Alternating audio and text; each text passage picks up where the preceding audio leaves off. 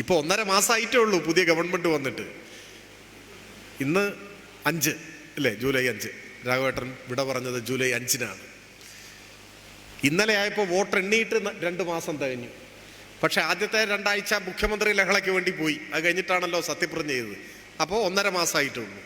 1.5 മാസം ഒരു ഗവൺമെൻറ്റിനെ വിലയിരുത്താനുള്ള സമയമല്ല, ആയിട്ടില്ല.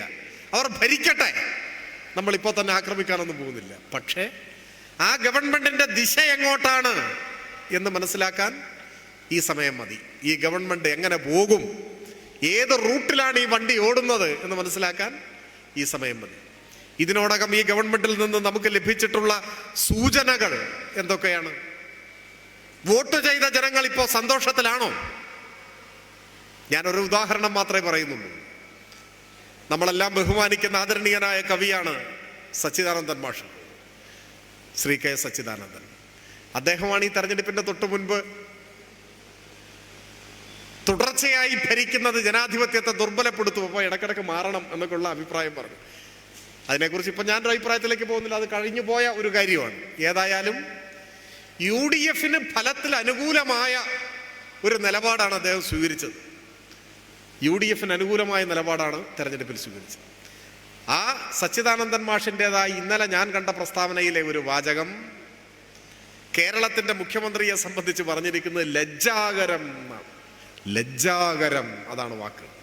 1.5 മാസത്തിനിടയിൽ തങ്ങളുടെ വിജയത്തിനു കൂടി ഇടയാക്കിയ അഭിപ്രായം പറഞ്ഞ ഒരു കവിയിൽ നിന്ന്, ഒരു ബുദ്ധിജീവിയിൽ നിന്ന് ഇങ്ങനെയൊരു വിശേഷണം ചോദിച്ചു വാങ്ങാൻ ഒരുപക്ഷെ ശ്രീ VD സതീശന് മാത്രമേ സാധിക്കൂ.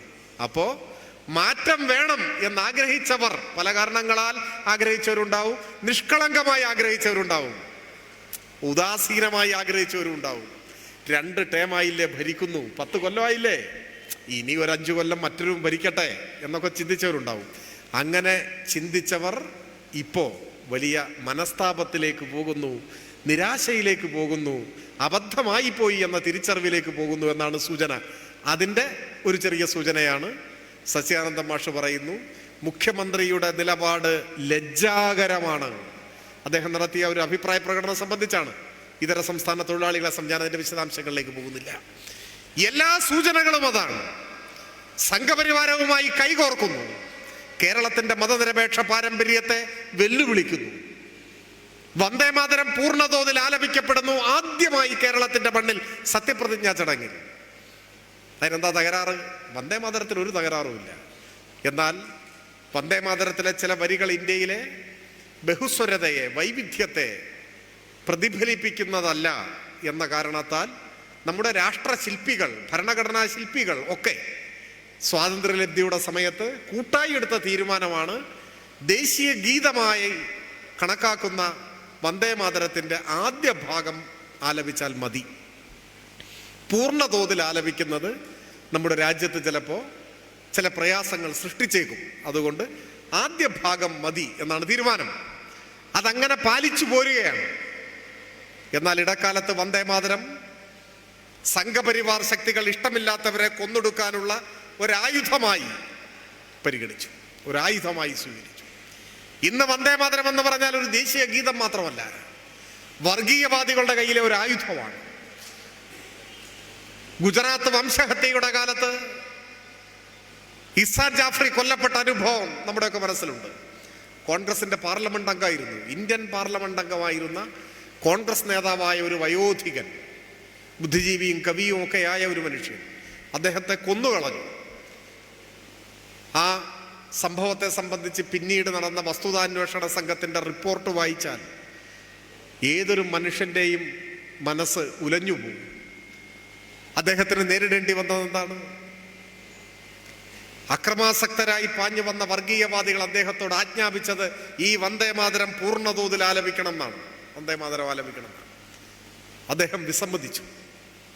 ആ വൃദ്ധനെ വിവസ്ത്രനാക്കി, ആ വസ്തുതാന്വേഷണ റിപ്പോർട്ടിൽ പരാമർശിക്കുന്ന കാര്യമാണ്, വിവസ്ത്രനാക്കി നടത്തി. അദ്ദേഹത്തിന്റെ കൈവിരലുകൾ മുറിച്ചു കളഞ്ഞു, അദ്ദേഹത്തിന്റെ കൈകൾ വെട്ടിമാറ്റി, ഒരു മനുഷ്യന്റെ അദ്ദേഹത്തിന്റെ കാലുകൾ മുറിച്ചു കളഞ്ഞു. തീക്കുണ്ടത്തിലേക്ക് കൈകാലുകൾ ഛേദിക്കപ്പെട്ട ശരീരം വലിച്ചെറിഞ്ഞു. ചുട്ടുകരിച്ചു. ഇന്ത്യൻ പാർലമെന്റ് അംഗമായിരുന്ന, കോൺഗ്രസിന്റെ സമുന്നത നേതാവായിരുന്ന, കവി കൂടിയായ ഒരു വയോവൃദ്ധന് നേരിടേണ്ടി വന്ന അനുഭവമാണിത്. ഗുജറാത്തിൽ കൊന്നു തള്ളിയ മനുഷ്യരോട് ആജ്ഞാപിച്ചത് നിങ്ങൾ വന്ദേമാതരം ചൊല്ലണം എന്നാണ്.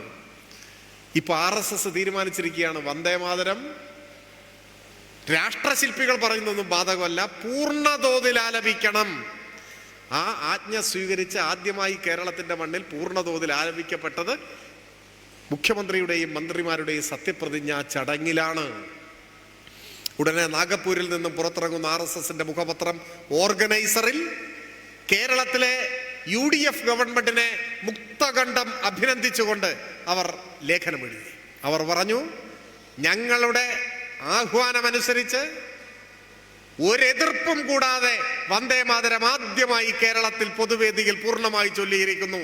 കോൺഗ്രസ് ഗവൺമെന്റിന് എല്ലാ ആശംസകളും അഭിനന്ദനങ്ങളും. സത്യപ്രതിജ്ഞ ചെയ്ത് മണിക്കൂറുകൾക്കകം RSSന്റെ അഭിനന്ദനം ഏറ്റുവാങ്ങിയ ഇന്ത്യയിലെ ഏക BJP ഇതര മുഖ്യമന്ത്രിയാണ് VD സതീശൻ. അദ്ദേഹം തന്റെ സെക്രട്ടറിയായി നിയമിച്ചത് രത്തൻ കേൽഖറയായിരുന്നു. ആരാണ് അദ്ദേഹം? സംഘപരിവാരത്തിന്റെ മാനസപുത്രൻ. അദ്ദേഹം ഒരു IAS ഓഫീസറാണ്. ഏതെങ്കിലും ഒരു പദവിയിൽ അദ്ദേഹം ഉണ്ടാവും. പക്ഷെ മുഖ്യമന്ത്രിയുടെ സെക്രട്ടറി ആക്കണോ എന്നതാണ് ചോദ്യം.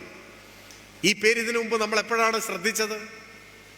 തെരഞ്ഞെടുപ്പ് കമ്മീഷണറായിരുന്നപ്പോ തെരഞ്ഞെടുപ്പ് കമ്മീഷന്റെ ഓഫീസിൽ നിന്നും വിതരണം ചെയ്ത സർക്കുലറിൽ BJP സംസ്ഥാന കമ്മിറ്റിയുടെ സീല് പതിച്ചിരിക്കുകയാണ്. ഇന്ത്യ ഞെട്ടിയ അനുഭവമല്ലേ?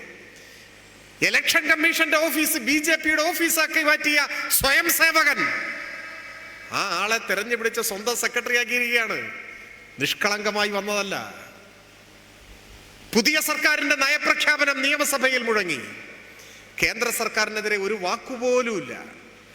നമുക്ക് അവകാശപ്പെട്ട 1,00,000 കോടിയോളം രൂപ കേന്ദ്ര സർക്കാർ പിടിച്ചു വച്ചിരിക്കുകയാണ് അന്യായമായി. ഒരു വിമർശനവുമില്ല. 10 കൊല്ലത്തിന് ശേഷം കേന്ദ്ര വിമർശനമില്ലാത്ത നയപ്രഖ്യാപനം. ഉടനെ BJP സംസ്ഥാന കമ്മിറ്റിയുടെ പ്രതികരണം വന്നു, ഈ നയപ്രഖ്യാപനം ഞങ്ങളുടേതാണ്. ഏത്? ഞങ്ങളുടെ പ്രകടന പത്രിക പകർത്തിയെടുത്തതാണ്. ഞങ്ങൾക്ക് ഇതിനോട് എതിർപ്പില്ല, ഞങ്ങൾ ഇതിനെ പിന്തുണയ്ക്കുന്നു. അതാണ് BJP സംസ്ഥാന പ്രസിഡന്റ് രാജീവ് ചന്ദ്രശേഖർ കേരളത്തിന്റെ മുഖ്യമന്ത്രിയെ നേരിട്ട് കണ്ട് അഭിനന്ദിച്ച് പിന്തുണ അറിയിച്ചു. കഴിഞ്ഞ 10 കൊല്ലമായി മുഖ്യമന്ത്രിയുടെ ഓഫീസിലേക്ക് കടന്നു വരാനുള്ള ധൈര്യം ഉണ്ടായിട്ടില്ല രാജീവ് ചന്ദ്രശേഖറിന്. ഇപ്പൊ ചെന്ന് അഭിനന്ദിച്ചു. BJP മുന്നണിയുടെ സംസ്ഥാന കൺവീനർ തുഷാർ വെള്ളാപ്പള്ളി വലിയൊരു പൂച്ചെണ്ടുമായി മുഖ്യമന്ത്രിയുടെ ഓഫീസിൽ ചെന്ന് പൂച്ചെണ്ട് കൊടുത്ത് അഭിനന്ദിച്ചു. BJPയും കോൺഗ്രസും ഒന്നായി മാറുന്ന, ഒരേ റൂട്ടിൽ സഞ്ചരിക്കുന്ന ടീമായി ഇപ്പോൾ മാറിയിരിക്കുകയാണ്. വേറെയും 100 ഉദാഹരണം വന്നു. സർവകലാശാലകളുമായി ബന്ധപ്പെട്ടൊക്കെ ഞാനതെല്ലാം കൂടെ വിശദീകരിക്കുന്നില്ല. ഇതോടൊപ്പം സ്വജനപക്ഷപാതത്തിൻ്റെ, അഴിമതിയുടെ, ഭ്രാന്തമായ സ്വകാര്യവൽക്കരണത്തിൻ്റെ, വിഴിഞ്ഞത്ത് നിന്ന് വിൽപ്പന ആരംഭിക്കാൻ പോകുന്നതിൻ്റെ, തുറമുഖങ്ങൾ, വിമാനത്താവളങ്ങൾ എല്ലാം വിൽക്കാൻ പോവുകയാണ്. ഒപ്പം സ്ത്രീ സുരക്ഷാ പദ്ധതിയും കണക്ട് ടു വർക്കും എല്ലാം ഇല്ലാതായതിൻ്റെ, ലൈഫ് ഇനി ആ പദ്ധതി ഇല്ല. 5 ലക്ഷം പേർക്കാണ് വീട് കിട്ടിയിരുന്നത്. ഇനി അങ്ങനെ ഒരു പദ്ധതി ഉണ്ടാവില്ല. ഇന്നത്തെ മാതൃഭൂമിയുടെ വാരാന്ത പതിപ്പിൽ VD സതീശനുമായുള്ള ഒരു ഇന്റർവ്യൂ കൊടുത്തിട്ടുണ്ട്. മാതൃഭൂമിയുടെ അവകാശവാദം ഏറ്റവും ആഴമുള്ള ഇന്റർവ്യൂ എന്നാണ്. അങ്ങനെയുള്ള പല വിശേഷണങ്ങളും ഇനി നമ്മൾ കേൾക്കേണ്ടി വരും. ആ ആഴമുള്ള ഇന്റർവ്യൂവിൽ അദ്ദേഹം നെഹ്റുവിനെ കുറിച്ച് ആദരവോടെ പറയുന്നുണ്ട്. നെഹ്റുവിയൻ കമ്മ്യൂണിസ്റ്റ് എന്നാണ് നെഹ്റുവിയൻ സോഷ്യലിസ്റ്റ് എന്നാണ് അദ്ദേഹത്തെ വിശേഷിപ്പിക്കുന്നത്. എന്നിട്ട് അദ്ദേഹം പറയുകയാണ്, നെഹ്റു ഏറ്റവും സാധാരണക്കാരായ മനുഷ്യരെ കുറിച്ചുള്ള കൺസേൺ അദ്ദേഹത്തിന് എപ്പോഴും ഉണ്ടായിരുന്നു. നയങ്ങൾ സ്വീകരിക്കുമ്പോൾ, പരിഷ്കാരങ്ങൾ കൊണ്ടുവരുമ്പോൾ പാവപ്പെട്ടവരെ എങ്ങനെ ബാധിക്കുമെന്നാണ് നോക്കിയിരുന്നത്. എന്നിട്ട് അദ്ദേഹം പറയുന്നു, വസ്ത്രം, ഭക്ഷണം, പാർപ്പിടം, ഇത്തരം കാര്യങ്ങൾ പാവങ്ങൾക്ക് ലഭ്യമാകുന്നത് സംബന്ധിച്ച് നെഹ്റു വലിയ ഉത്കണ്ഠാകുലനായിരുന്നു എന്നാണ്. ഭക്ഷണം, വസ്ത്രം, പാർപ്പിടം, ഇതൊക്കെയാണ് നെഹ്റുവിൻ്റെ കൺസേൺ എന്നായിരുന്നു. കേരളത്തിൽ 5 ലക്ഷം പേർക്ക് പാർപ്പിടം ഒരുക്കിയ ലൈഫ് പദ്ധതി ഇനി വേണ്ട, ഇനി അങ്ങനെ സർക്കാർ വീട് വെച്ച് കൊടുത്തിട്ട് അതിൽ കിടന്നുറങ്ങണ്ട എന്ന തീരുമാനം എടുത്തിട്ടാണ് മാതൃഭൂമിയുടെ ഇന്റർവ്യൂവിൽ വന്നിരുന്ന് നെഹ്റുവിന് ഇങ്ങനെയൊക്കെ വലിയ ചിന്താഗതി ഉണ്ടായിരുന്നു എന്ന് പറയുന്നു. ഇങ്ങനെയുള്ള പലതും ഇനി നമ്മൾ കാണേണ്ടി വരും. ഞാൻ കൂടുതൽ ദീർഘിപ്പിക്കുന്നില്ല. നമ്മുടെ കാലം ഏറെ പ്രത്യേകതകളാർന്ന ഒരു കാലമാണ്. വലിയ വെല്ലുവിളികൾ നിറയുന്ന ഒരു കാലമാണ്. ഈ രാജ്യത്തിന് തന്നെ മരണവാറണ്ടൊരുക്കുന്ന മതനിരപേക്ഷതയുടെ ശത്രുക്കൾ രാജ്യഭാരം കയ്യേൽക്കുകയും അവർ ഇന്ത്യ എന്ന വൈവിധ്യത്തെ ദുർബലപ്പെടുത്താൻ ശ്രമിക്കുകയും ആ മതനിരപേക്ഷതയ്ക്ക് നേരെ വരുന്ന ആക്രമണങ്ങളെ ഒരു ദുർബലമായ വാക്കുകൊണ്ട് പോലും പ്രതിരോധിക്കാൻ തങ്ങളില്ലെന്ന് പറയുന്ന ഒരു ഭരണ സംവിധാനം കേരളത്തിൽ യാഥാർത്ഥ്യമാവുകയും ചെയ്ത ഒരു ഘട്ടത്തിലാണ് നമ്മൾ ജീവിക്കുന്നത്. കോൺഗ്രസും BJPയും സാമ്പത്തിക നയങ്ങളുടെ കാര്യത്തിൽ മാത്രമല്ല സകല നയങ്ങളുടെയും കാര്യത്തിൽ ഒരേ തൂവൽ പക്ഷികളാണെന്ന് വ്യക്തമായ സൂചന തന്നു കഴിഞ്ഞ ഒരു സന്ദർഭത്തിലാണ് നമ്മളിവിടെ നിൽക്കുന്നത്. ജനങ്ങളാവട്ടെ ഏത് സന്ദർഭത്തിലും തെറ്റിദ്ധാരണകൾക്ക് വശംവദരാകാൻ ഇടയുണ്ട് എന്ന് അനുഭവത്തിലൂടെ ബോധ്യപ്പെട്ട ഒരു സാഹചര്യം കൂടി നമ്മുടെ മുൻപിലുണ്ട്.